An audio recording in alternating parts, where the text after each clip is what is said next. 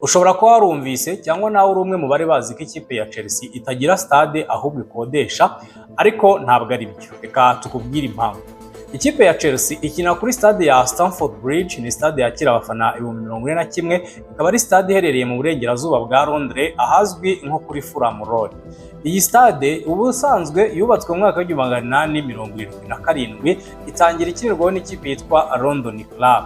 Hanyuma iyi stade rero yaje kuba ivugururwa ndetse igenda igirwa stade igezweho kuko yatangiye yakira abafana 100,000, ariko kugeza ubu ngubu ikaba yakira abafana 41,000 nk'uko nabikubwiye. Mu mwaka w'1935 Stamford Bridge yakira abafana 82,000, bakaba ari abafana benshi bamaze kujya muri iyi stade, ubwo ni mu gihe yari icyakira nyine abafana 100,000. Hanyuma rero byaje kugenda gute kugira ngo iyi stade byitwe ko itakiri iya Chelsea, cyangwa se ubundi Chelsea bwo yageze kuri iyi stade gute?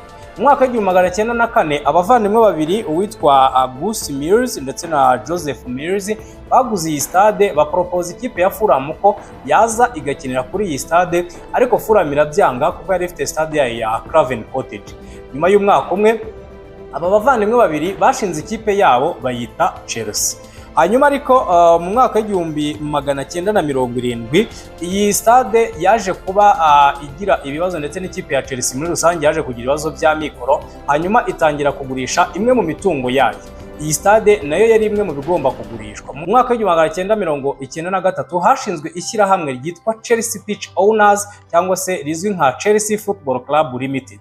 Iri shyirahamwe ni ishyirahamwe ry'abafana b'ikipe ya Chelsea bahise bagura iyi stade ya Stamford Bridge kugira ngo ikipe ya Chelsea itayigurisha abandi bantu, kugira ngo mu myaka iri imbere Chelsea itazirukanwa kuri iyi stade cyangwa se ikajya ihozwa ku nkeke na ba nyiri iyi stade.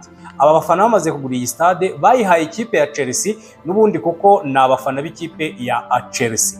Chelsea yahawe icyo bita kondisiyo cyangwa se amabwiriza y'uko itagomba kuva kuri iyi stade kubera ko abafana bayo n'ubundi aribo ba nyiri iyi stade, ndetse n'ikipe bakaba bumva ko ari iyabo. Hanyuma rero mu masezerano bagiranye n'ubuyobozi bwa Chelsea icyo gihe nuko mu gihe Chelsea yaramuka ivuye kuri Stamford Bridge izahita ihindura izina, ntiyitwe Chelsea, ikagenda igashaka irindi zina yitwa, hanyuma aba bafana bagahita bashinga indi kipe yabo n'ubundi izakomeza yitwa ikipe ya Chelsea. Iyi Chelsea Pitch Owners kugeza kuri ubu ngubu iyobowe na kapiteni wa Chelsea w'ibihe byose John Terry, akaba ari we perezida wayo. Iyi Chelsea Pitch Owners kandi niyo iba ari nyiri Chelsea mu gihe Chelsea idafite nyirayo. Ndabaha urugero, muri 2021 ubwo Roman Abramovich wari nyiri Chelsea yahanwaga